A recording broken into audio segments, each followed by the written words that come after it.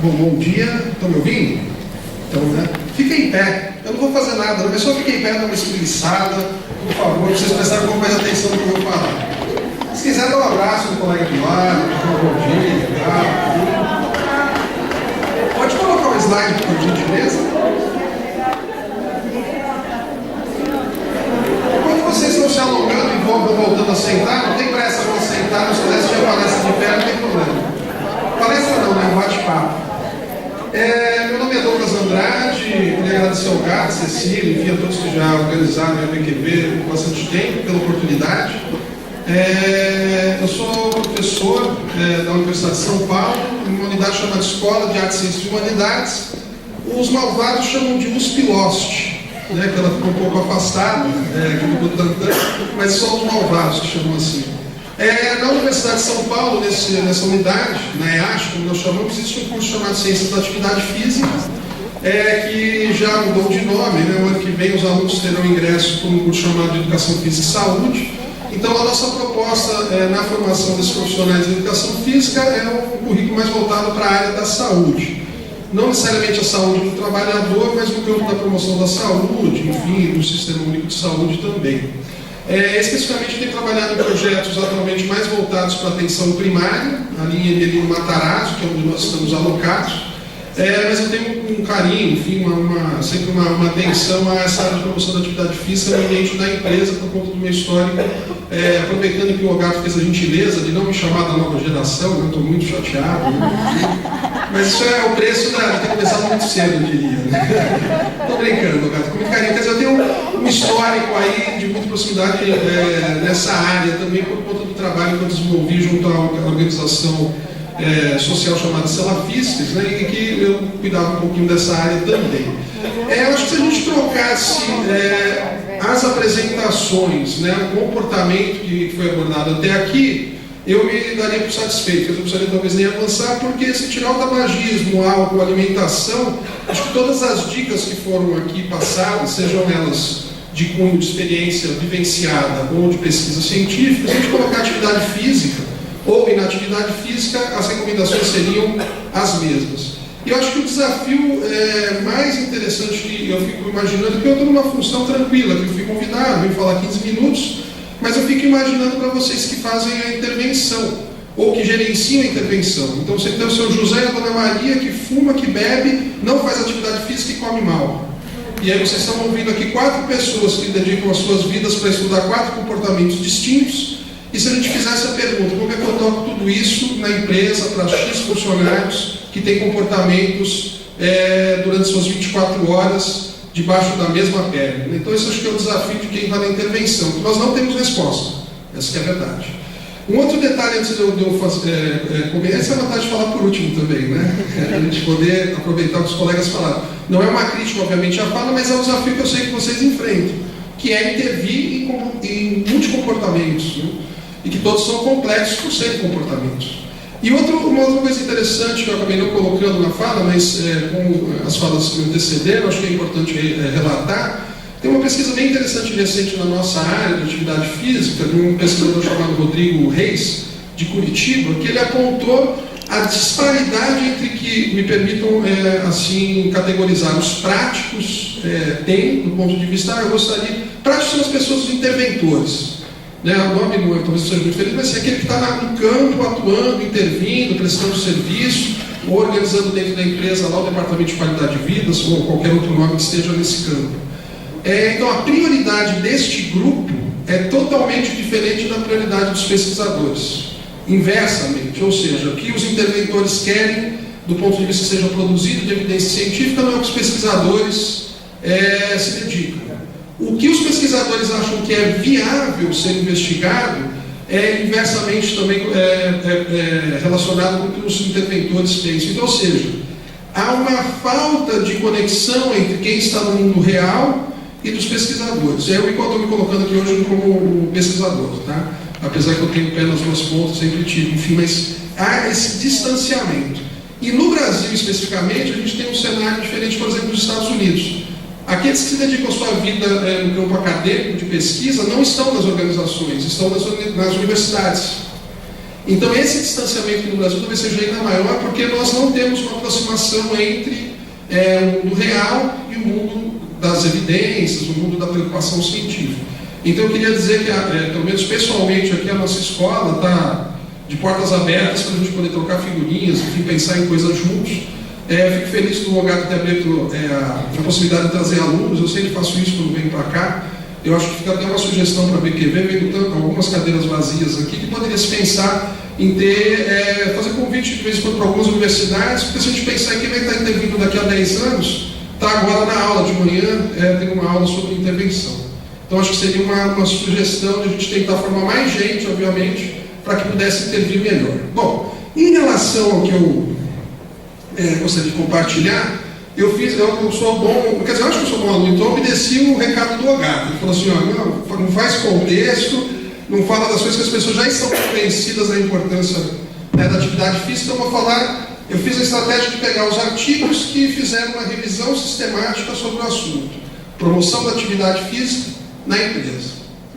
Primeiro, incremento da atividade física. Então a gente não tem evidência de que os programas feitos dentro da empresa aumentem a prática da atividade física no local de trabalho. Então, ou seja, a gente tem pouca evidência, e aí, usando até o termo que a Tatiana utilizou, elas são promissoras, mas falta evidência clara de que se eu intervir de tal maneira, a gente vai conseguir aumentar o nível de atividade física. As revisões são basicamente 2012 e 2013, tá? São, quer dizer, dados bem recentes. Tempo sentado. Vocês vão falar, bom, mas o que isso tem a ver? Não sei quantos de vocês já se aproximaram dessa temática, e não vou me aprofundar aqui, obviamente, depois se quiser tocar na discussão a gente pode conversar, mas para vocês que estão intervindo, podemos fazer a seguinte pergunta: vocês estão promovendo a atividade física ou estão promovendo a redução do comportamento sedentário? Do ponto de vista que a gente tem de informação, são duas coisas distintas que mereceriam intervenções distintas.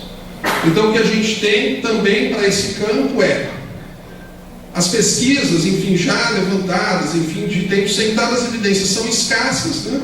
Nessas intervenções no local de trabalho também. Então eu vejo que a gente está falando de pesquisas que fizeram a revisão sistemática, nada mais é do que pegar o que já foi publicado no cenário, e aí no caso obviamente internacional, considerando principalmente a língua inglesa, né? Ou seja, os artigos produzidos na língua inglesa, e fazem um filtro no sentido de qualidade. A exemplo que a Tatiana apresentou, enfim, se eles têm evidência, não vou entrar aqui em detalhes dos critérios, mas assim, para tentar de alguma maneira, fiquem tranquilos que eu não vou cair de palco, tá? Se eu não estou vendo aqui, eu não cairei. Espero. Nesse cenário, a gente vê o que a gente tem de dado efetivo que pode ser extrapolado para a realidade, ou seja, o fundo de toda pesquisa é verificar uma evidência e generalizá-la, ou seja, olha, usem isso que isso funciona. Então, se a gente para esses dois comportamentos incrementar o nível de atividade física e tempo sentado, a gente não tem evidência. Em relação a programas de atividade, lembrando que o foco é sempre em programa de atividade física também, tá? Não é um programa geral. Para ausência por doença, ou seja, a gente também tem evidência moderada de que a atividade física e a educação reduzem a ausência por motivo de doença. Então, a gente tem uma evidência moderada. Então, pensando nos programas de hipertensão, diabetes, etc., já aparece um alívio, mas ainda assim tem uma evidência moderada. Uma outra revisão, essa um pouco mais antiga, de 2008, eles apontaram o seguinte: todas as atividades que envolvam exercício, estilo de vida e ergonomia são potencialmente eficazes. Ou seja, programas mais gerais do que focar na atividade física. Os meios de educação e psicológicos, grupo de aconselhamento, etc., aplicados sozinhos não parecem eficazes. E a promoção da saúde deve orientar o trabalho. Então, remetendo aqui as 10 dicas que foram apresentadas pela doutora Neuza, ou a Neuza, uma delas era envolver, por exemplo, os gestores desde o início. Isso é uma prática de quem estuda um pouco a área de promoção da saúde, quer dizer, envolver todos em todas as etapas do processo.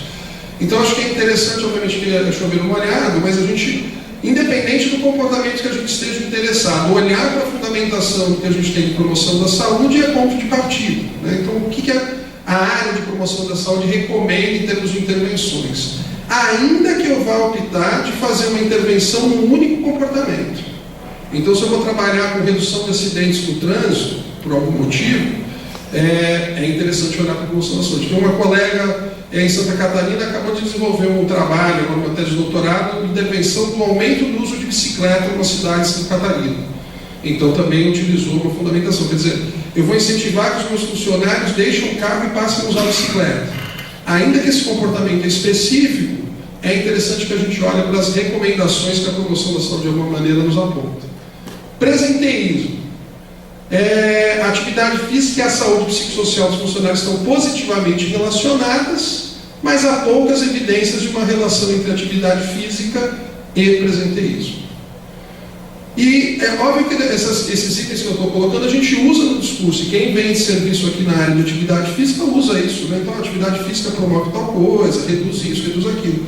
Mas do ponto de evidência científica, a gente está mal das pernas. Então, se você tiver um gestor que esteja atento ao que a produção da literatura, que a gente tem pouca evidência. E eu não estou dizendo aqui que tem pouca evidência que a gente deva parar, encerra, então acaba a BQV, porque não tem mais sentido ficar discutindo, não fazemos nada. Só colocando um olhar de que, do ponto de vista da evidência científica, nós não temos esses elementos ainda presentes. Os resultados dão certo, então vocês falam, tem uma série de indicadores que dão certo. Ótimo, aí eu poderia, como pesquisador, dizer o seguinte: bom, mas se você não comparou com o grupo controle, né, que é um termo que se usa bastante nessa área, como é que você pode afirmar que essa mudança que você encontrou nessa intervenção é devido à sua intervenção e não a qualquer outro fator externo? E aí a gente faz uma cara de interrogação, porque realmente a gente não consegue controlar todos os determinantes de um determinado comportamento.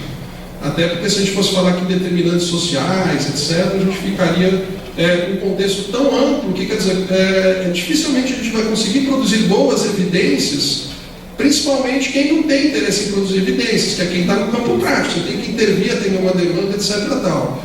Isso a gente considera que os pesquisadores não estudam que a gente tem interesse enquanto interventores. Então, quer dizer, o abismo, especificamente no Brasil, é talvez maior, ainda que há um alento, enfim, eu vou tentar mostrar aqui até o final. Pequenas doses, enfim, então, de atividade física. Isso acho que interessa muito para quem trabalha com ginástica laboral, né? E também, não é uma questão de discriminação, mas como é a atividade mais antiga dentro das empresas, a gente fala, não pode ser só ginástica laboral, tem que ser um programa mais amplo de promoção da atividade física. Mas, de qualquer maneira, aqui eles mostraram o seguinte, que as intervenções que entregam atividade física menos de 10 minutos na rotina organizacional e durante a vida cotidiana têm demonstrado benefícios modestos, mas consistentes, especialmente para a atividade física. Ainda que aqui eles não estejam falando de ginástica laboral, eu só fazendo um link porque em geral as sessões de ginástica laboral estão mais ou menos dentro desse período, um pouquinho menos, um pouquinho mais às vezes.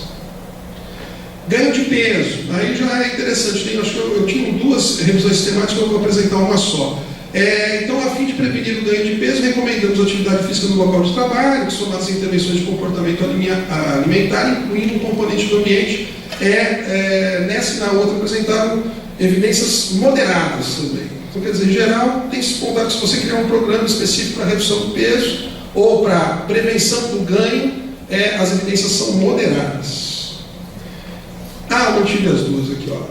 Essa daqui, então, o maior foco na educação e aconselhamento dos trabalhos, né, que foram analisados. Acompanhamento variou de 2 a 18 meses. Aderência entre 56% a 100%. Eu acho interessante. 100% talvez tenha sido compulsório, né? Não sei, não entrei no detalhamento do artigo, especificamente chegou a 100%. Mas para quem tem, às vezes, dificuldade de estabelecer critérios de adesão, por exemplo, para programas de perda de peso, a gente tem uma evidência aqui, quer dizer, o pior resultado foi de 56%. Então, aquela ideia de você ter metas alcançáveis, de repente, usa o dado mais conservador, que se você tiver uma adesão de 56%, já está bem, né? É um bom programa. A qualidade dos estudos foi pobre, né? E grupos de intervenção perderam peso significativamente, ou seja, comparativamente com o grupo controle, os grupos de intervenção de fato perderam peso. E a variação aí foi de menos 2 a menos 6. Então também, quanto que a gente vai propor? Agora, aqui precisaria voltar ao artigo para ver exatamente, provavelmente, que aquelas intervenções de maior período que trouxeram a maior perda de peso, né? De qualquer maneira, então, para perda de peso, eu acho que a gente tem mais razão. Eu só fiz o levantamento também de programas de atividade física, se a gente fosse fazer uma revisão sistemática de programas com alimentação somados à atividade física, a gente poderia ter um outro cenário aqui, tá? Mas como a parte que me cabia da atividade física, eu peguei só esse. Esse eu acho que é um dado também bem bacana, que eles focaram a revisão sistemática na participação. Então, o que eles encontraram? Que a aderência variou de 10% a 64%, né? Diferente daquele outro que era para perda de peso, são programas gerais de atividade física. A mediana foi de 33%, então vocês vejam que o dado é até mais conservador, né? Se tiver 33% de adesão, a gente está dentro da mediana desse levantamento, que não inclui dados nacionais. Tá? Mulheres participam mais do que homens, exceto para programas de acesso à academia. Não sei a realidade quem tem academia corporativa aqui, se esse dado bate. A gente sabe que a participação em programas em unidades básicas de saúde, quer dizer, na maior parte são mulheres, até por conta do horário que é oferecido, que a gente estava discutindo anteriormente aí, que acaba não atendendo o trabalhador, não só homens e mulheres, na verdade. E o maior nível de participação quando o programa oferecendo incentivo se constituiu de vários componentes de intervenção. Então tinha o panfleto, tinha coisa na internet, tinha um instrutor ou profissional de educação física, quer dizer, um pool de oportunidades, né? E foi destinado a vários comportamentos. E aí eu acho que é interessante também, apesar do foco ter sido atividade física, o que eles observaram é que quando você tem uma ação mais geral, em relação aos comportamentos, você garantiu uma maior participação. Eu queria compartilhar aqui uma experiência bem interessante, que é o projeto Guia. No Brasil, então o CTC já tem o Clube de Gás, enfim, que é uma série de levantamentos de evidências científicas. Existe um grupo de pesquisadores no Brasil que tem feito levantamentos para o Brasil e para a América Latina. O site está aí marcado. Eu vou citar um pesquisador que faz parte desse grupo, que eu acho que é interessante, não preciso fazer propaganda, mas acho que reconhecimento público ainda que ele nem venha saber que eu estou fazendo isso. Mas o Pedro Alau é um pesquisador de Pelotas, é epidemiologista, e que tem conseguido uma série de questões importantes para a área, né, de quem pesquisa a área da atividade física. Uma delas foi envolver pesquisadores brasileiros nesse projeto. A outra foi recentemente conseguir uma publicação da revista Lancet só sobre atividade física, onde uma série de pesquisadores no Brasil puderam fazer suas publicações. Então eu recomendo que vocês tenham acesso, depois vocês podem, se não conseguir localizar, enfim, mas acho que foi no começo desse ano, no finalzinho de 2012, a publicação do Lancet só sobre atividade física por movimentação de pesquisadores do Brasil, quer dizer, se compõe um cenário internacional importante. E o último reconhecimento é que em abril de 2014 nós teremos o Congresso Mundial de Atividade Física no Brasil, no Rio de Janeiro. Ainda que seja às vésperas da Copa, então vocês imaginem que para poder participar do Congresso no Rio, às vésperas da Copa está barato, né? Está bem tranquilo. Mas é aquela mesma chamada que o Ogata deu no sentido, bom, se não for participar desse daqui, né, que está pertinho, quando tiver para outro país talvez seja mais caro. Então acho que é uma boa oportunidade. Será no Brasil, no Rio, em abril de 2014. O que acontece? O guia tem feito então revisões sistemáticas de evidências para o Brasil e para a América Latina. Então, antes de passar os slides, eu já adianto. Não há evidências de publicações da América Latina e no Brasil sobre o impacto de programas de promoção da atividade física no ambiente da empresa. É uma pena. Existem 2 artigos agora que foram recém-publicados que fizeram intervenções com o grupo controle, são 2 publicações de 2013. Um na revista de Educação Física e Esporte da USP, eu me lembro se é o primeiro autor, mas o professor Marcos Narras, que eu acho que é bastante conhecido por quem pelo menos milita no campo da atividade física, e um outro artigo publicado na Revista Brasileira de Ciência e Antropometria, também mostrando intervenções com controle, enfim, quer dizer, que teria uma boa evidência científica. Elas apresentaram também resultados modestos no que se refere à qualidade de vida e alguns outros indicadores. De qualquer maneira, eu vou mostrar aqui em 2 slides. O tempo acabou, é isso? Pode mostrar. Eu já achei que eu estava tentando encerrar para não avançar no tempo. Então tem uma série de publicações, essa daqui já é a segunda publicação então, né, de intervenções da América Latina, enfim. E o que eles apresentaram? Então quais são as evidências promissoras? E aí, lembrando que neste levantamento de publicações feitas na América Latina e no Brasil, infelizmente não há dados específicos de intervenções no ambiente do trabalho, enfim, né? São pesquisas mais de âmbito comunitário, que é o que o Brasil tem produzido mais, vamos dizer assim. Então, algumas experiências brasileiras têm impactado significativamente no cenário internacional, que tem feito algum reconhecimento nesse campo, ou de políticas públicas, ou de intervenções de base comunitária. Então, primeiro, as evidências promissoras, campanhas de âmbito comunitário, ponto de decisão. Esse daqui a gente poderia trazer para a área, vamos dizer assim, do local de trabalho, assim como foi falado também, agora não me lembro, acho que na apresentação da Neuza, né?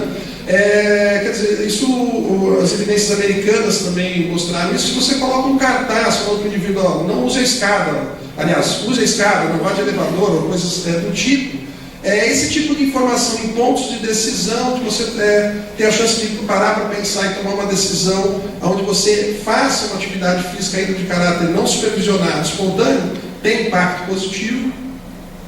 Aulas na comunidade, isso especificamente aqui nos programas feitos na atenção primária, a gente tem mais evidências nesse campo, né, no Brasil. Programas multicomponentes, que acho que a gente pode fazer também uma aproximação, vários aqui já antecederam, lembraram isso. Se tiver várias estratégias, enfim, e talvez trabalhar com comportamentos não isolados, mas de maneira integrada, você tem mais chance de dar certo. A criação e melhorias de espaços, mais informações, né? Uma coisa que no Brasil que virou moda, independente de onde vocês tenham vindo, né, vocês nasceram, talvez as cidades que vocês representem aqui já tenham uma academia a céu aberto ali. E aí há uma discussão, por exemplo, que não tenho evidências, né, mas posso dar um palpite, que a gente tem essa questão, por exemplo, o Conselho Regional de Educação Física. Tem que ter profissional de educação física ali presente e tal. E se não tiver? Essa é uma discussão que ainda precisa avançar bastante, porque um dado que eu tenho é que, por exemplo, só 3% das pessoas que usam esses espaços abertos sem orientação tem lesão. Aí a gente poderia se perguntar o seguinte: quem faz atividade física de corrida ou frequenta uma academia com orientação, qual que é o índice de lesão? É menor do que 3%? E olha que eu sou profissional de educação física com CREF, eu tenho registro no CREF lá e faço parte da Comissão de Saúde do CREF. Então, só para pontuar que às vezes em detrimento a garantir a presença de um profissional de educação física, e aí eu peço que vocês entendam que a nossa categoria, ela tem um status de profissão há muito pouco tempo, então talvez seja natural essa ânsia de reserva de mercado, etc.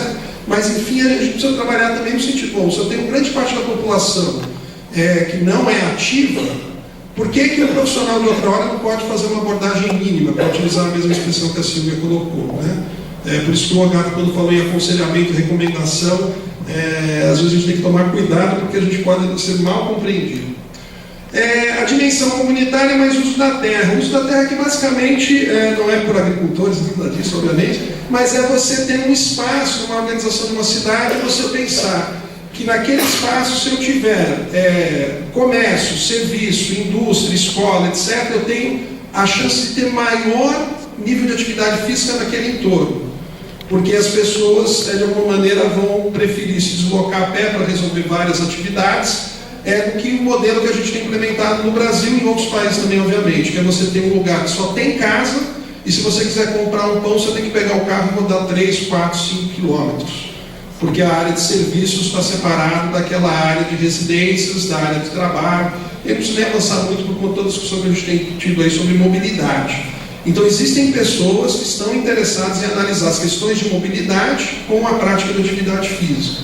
Então, se alguém tiver interesse nessa área, que foge um pouco, talvez, aí da área de atividade física do trabalho, mas pensar se eu tenho uma empresa que atende basicamente funcionários que moram no mesmo espaço, ou seja, numa mesma comunidade, numa mesma cidade, é interessante pensar nisso, porque talvez a empresa possa aproveitar a configuração da cidade para estimular a prática da atividade física. Por exemplo, estimulando o uso de bicicleta, ou pelo menos garantindo que a bicicleta não fique em tempo descoberto, enfim, uma série de atitudes que possam criar um vestiário que a pessoa possa chegar de bicicleta, tomar banho, se trocar e trabalhar, enfim.